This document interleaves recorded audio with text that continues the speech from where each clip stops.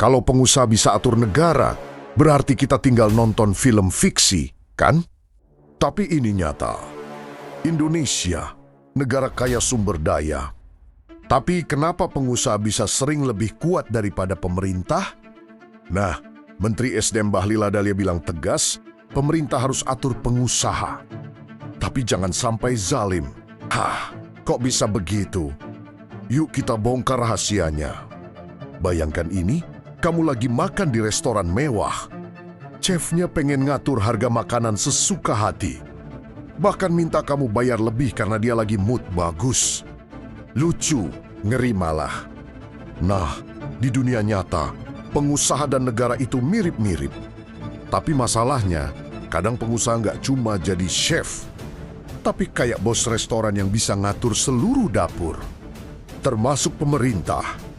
Menteri SDM Bahlil Lahadalia belikan soal ini. Katanya, pengusaha tidak boleh mengatur pemerintah.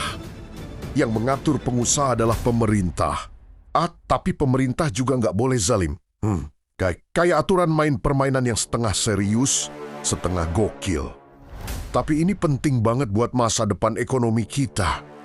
Indonesia, negara kaya sumber daya alam minyak, gas, batu bara, mineral langka, sampai emas dan nikel.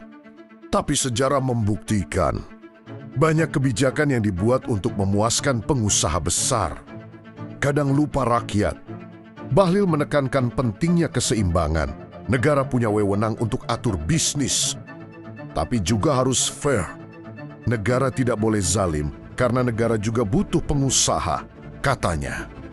Kalau kita lihat data Kementerian SDM 2025, sektor migas dan mineral menyumbang hampir 10% PDB nasional.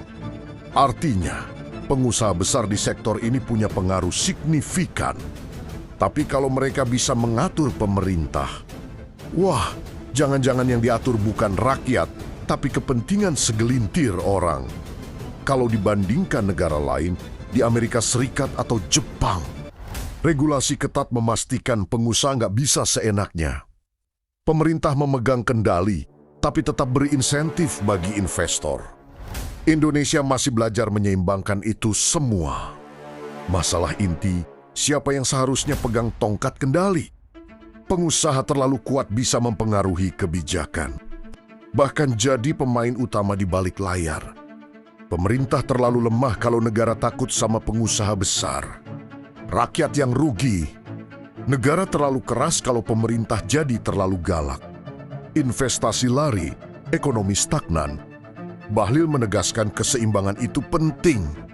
Negara harus tegas tapi fair. Guru harus bisa atur kelas, tapi jangan sampai pakai hukuman nggak masuk akal. Kekuatan pengusaha besar. Beberapa konglomerat punya pengaruh politik besar. Contohnya, lobi untuk revisi aturan tambang atau pajak sering jadi berita. Negara juga butuh pengusaha. Sektor migas dan pertambangan menyumbang miliaran dolar ke kas negara. Tanpa pengusaha, proyek besar bisa mandek. Keseimbangan itu jarang terjadi. Menurut laporan World Bank, negara berkembang sering kalah sama korporasi besar soal pengaruh kebijakan. Indonesia harus waspada supaya nggak ikut arus itu. Sedikit sarkas, kalau pengusaha bisa atur pemerintah, besok-besok yang bikin undang-undang mungkin chef restoran ya, bukan DPR. Kenapa ini bisa terjadi? Sejarah kolonial dan oligarki kekayaan alam dulu dikuasai segelintir elite.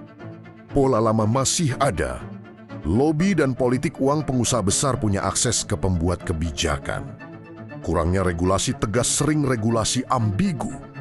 Jadi pengusaha punya celah mainkan kepentingan sendiri. Dampaknya, kebijakan publik bisa miring ke segelintir orang. Investasi nggak merata, rakyat tetap kesulitan. Tapi jangan salah, kalau pemerintah bisa atur pengusaha dengan adil, investasi tetap jalan, pekerjaan tercipta, dan rakyat juga diuntungkan.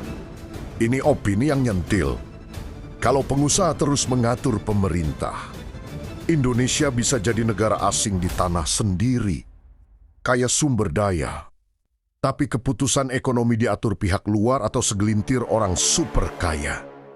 Pemerintah harus jadi wasit yang tegas, bukan pemain tim lawan. Bahlil sudah bilang tegas tapi fair.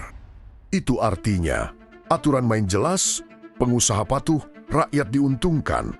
Sedikit sindiran kalau chef bisa atur restoran, siapa yang makan gratis? Tentu chef sendiri. Jadi inti masalahnya jelas, negara harus mengatur pengusaha. Tapi jangan sampai zalim. Pertanyaannya untuk kita semua. Apakah Indonesia bakal jadi negara di mana pengusaha atur pemerintah? Atau negara yang tegas, fair, dan rakyat dapat manfaatnya? Bahlil sudah kasih kode, pemerintah harus pegang kendali. Tapi jangan main keras sendiri. Jadi, kita ini sebenarnya punya negara yang kuat. Atau cuma kelihatan kuat di depan pengusaha? Dan jangan lupa subscribe ke Joker Misteri. Biar kamu gak ketinggalan drama dunia yang kadang lebih absurd dari kenyataan.